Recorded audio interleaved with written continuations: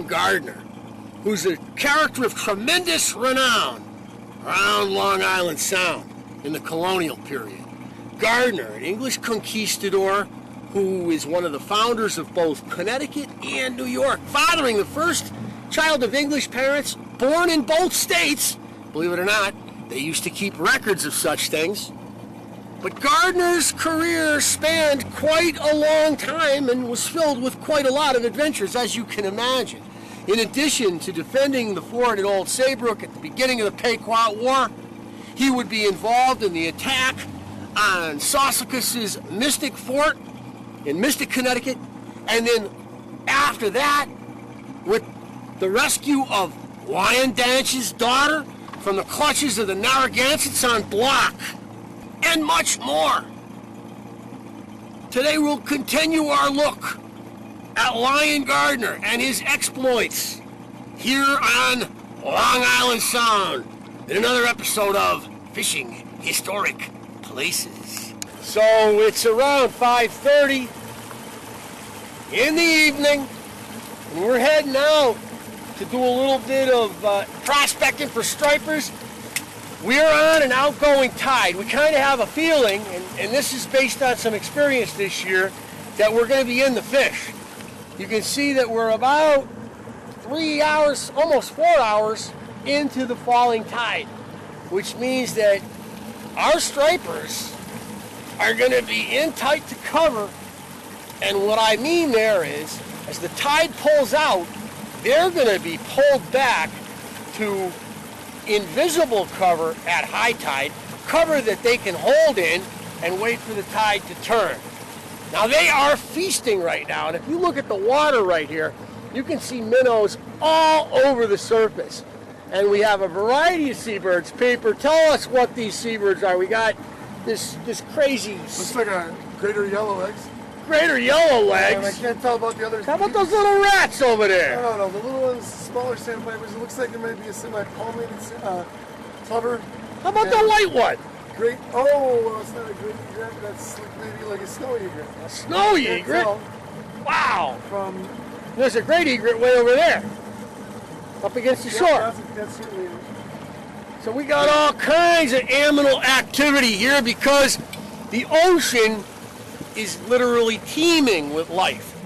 It comes to life in August, but by the time you get to September, it is literally blooming like a cornucopia. As we head out, we've got an offshore wind. It's coming out of the north around 20 miles an hour, so we're going to stay in tight. But we have a feeling we're going to get into the fish today. They were off on the, they're like out over here. It looked like they were out in that direction. It could have been bonito because it was a slash and grab kind of thing. They aren't there now.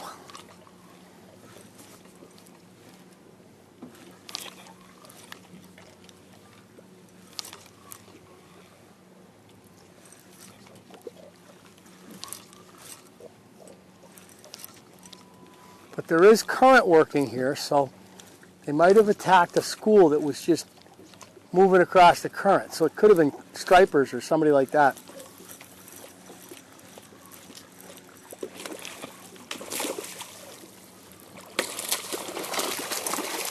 Oh, it's Mr. Striper! So that was stripers.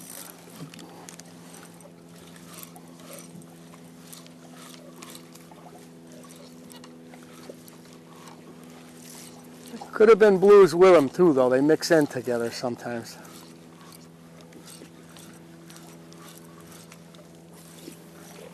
There we go.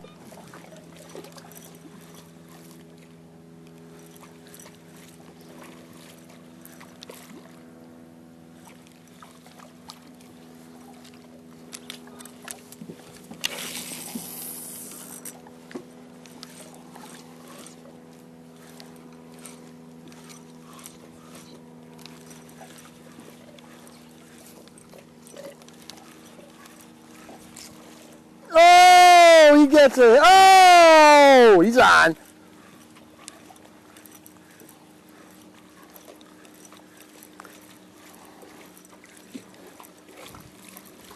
Ferocious schoolie striper.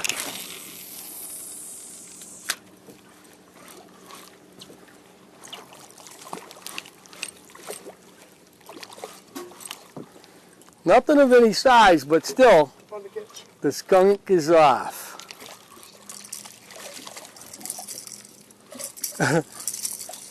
Largemouth bass size, right? Yep.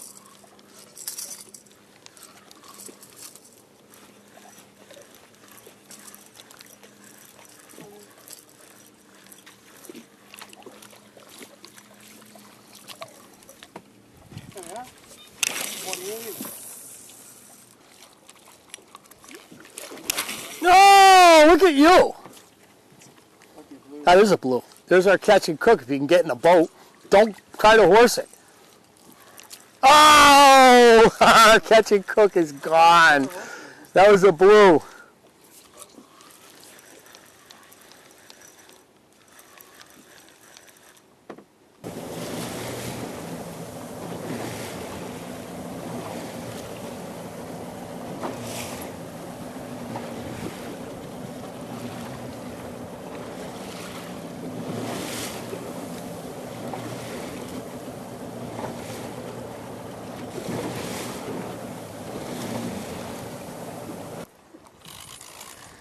So Lion Gardiner, guided by I.D.s and the Mohegans, with Captain Underhill and Captain Mason, proceeded toward the Mystic Fort,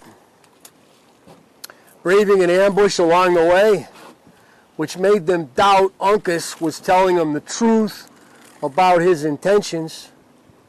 But they held with it and came to the fort. Now the story is that as they surrounded the Mystic Fort, they tried several times to storm across the logs that were laid from the surrounding land out across the swamp to a stockaded fort. And every time they were beaten back with loss. The Mohegans stayed behind the cover of the brush and small trees in the area, according to what we're told, and watched in amazement as the English, under a hail of arrows and some bullets, made these crazy charges against the Pequot fort. And then, after it looked like they were going to give up, after it looked like they were beaten back and they had no hope of taking the position, a fire somehow started. Was it a casualty created by the English? Was it a misfire by a Pequot gun? Who knows? But one of the wigwams inside the fort started fire. And pretty soon, there was a conflagration. The English seized the opportunity and charged the breach in the fort. Typically, Indian forts had one entrance after a zigzag approach. And they charged the breach, and hand-to-hand combat ensued inside the Pequot stockade. Now, very quickly, the Pequots purportedly were done with the fight and tried to escape on all sides, jumping the stockade. And this is where things got crazy. Lion Gardiner, who was a veteran of combat in the 30 Years' War, was outraged to see English trained band soldiers taking women and children and tossing them back over the stockade into the burning fort with barbarous cruelty. Barbarous! Gardiner himself didn't sign up for anything like that. And, of course, neither had the friendly Indians, the Mohegans, who were shocked at the waste of life. So many women, so many children. According to the testimony, between 700 and 1,000 Pequots, the most numerous tribe in southern New England at the time, were slaughtered. And, again, the warriors, as in so many cases, the warriors of the tribe weren't even there. They were out on their own raid. So this in the Indian world makes no sense at all. The world comes from women, and children are the seeds of the future, right? So they were shocked at what they saw. I would be too. So you get the sun down to a certain level, and then we're probably looking at another 38-inch fish. Don't wait now, Pete. Cast straight at that boat. Maybe it's the same fish. Could be, because I had to let him go. Because that's the way I am. That's the kind of guy I am. Oh, that's a good fish. You can see him. That's a good fish. Oh, yeah. Quality striper. You can feel his head shake.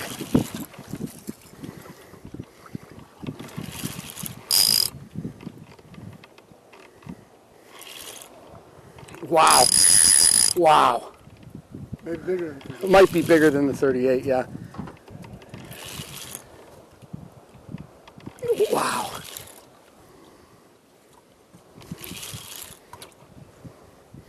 Hard to say. I got my bigger outfit on here, you know. So with a bigger outfit, I'm fighting him better than I was with the...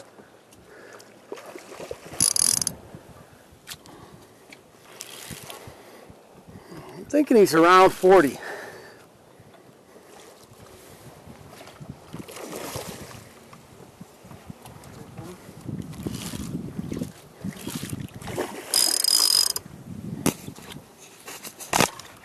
Peep. Yes, sir. Here, it's filming. So, we get him up. Yeah. We get him up, and we're looking at the leader, at which point it's about getting him into the boat. And there is a nice striper. We got some serious schooling striper action here. We've got our eels on. We might want to be putting on, wow. We might want to be putting on a popper because these things are right up, but I think they'll hit the eels. We'll find out soon enough. Steve is going to throw. Wow. We don't want to sound them, so we're really being careful here. But that's a serious school of stripers over there. And Steve's going to throw. He's got them in the ballpark, it looks like right now. They go all the way out. I can see them.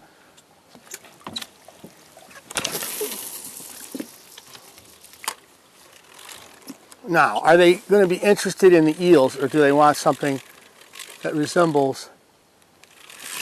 Oh, just missed one. We'll know if it's... Oh, there we go. Nope. Here we go. There we go. Get them, Pete. Oh! This is a school of good fish, people. Let me get up there.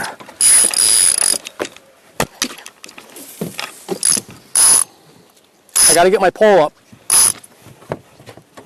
They're right there, too. I can see them. You got one. We got two nice stripers on here. Keep your pole up.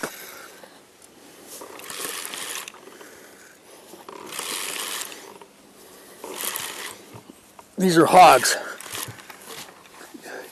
You got to reel down. You know, you got to reel down.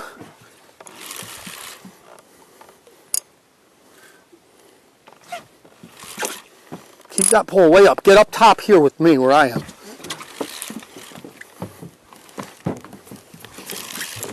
Keep the line tight.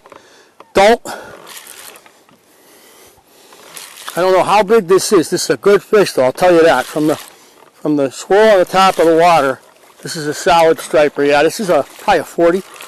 You probably have one around the same size.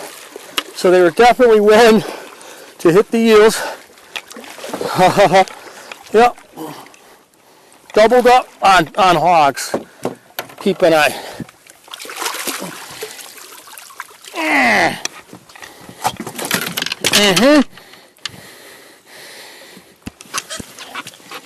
There it is.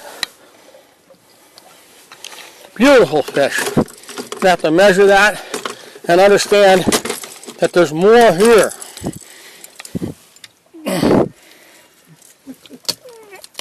Come on now, bring them up. Bring them up. Your pole is falling apart here. That's what I'm laughing at. We're going to put you on a different pole in a second, okay? Just don't let the line get around the end of that pole. Just keep... You're fighting it on a short pole. The tip of his pole broke off, and he's fighting it. Now this is like a 38 right here. Okay. All right, we got a nice. Okay, no, don't go nuts now. Just bring him over. Excellent, excellent. Maybe it's. Okay, so let's check it out. Grab yours. I got mine over there. I'm going to bring mine over, and we're going to measure it. Okay, so I got mine right here. Mine is 42.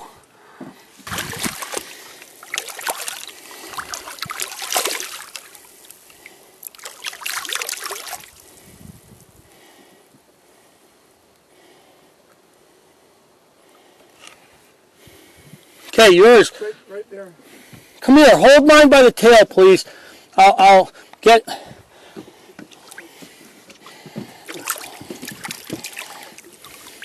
Keep him like that till he swims out of your hand.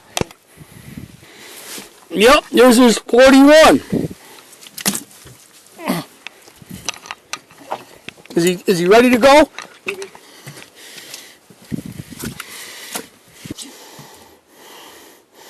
Get your hand under his belly. Get him up. Hand under the belly.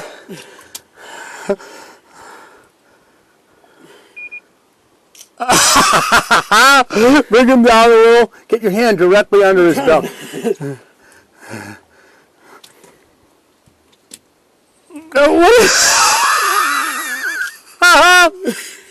You idiot. Alright.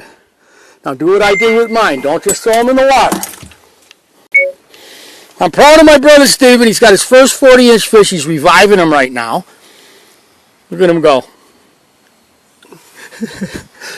If you've never seen one of these before in real life, like held one of them. Yeah, big, heavy. There he goes. Come on, you bum. Swim.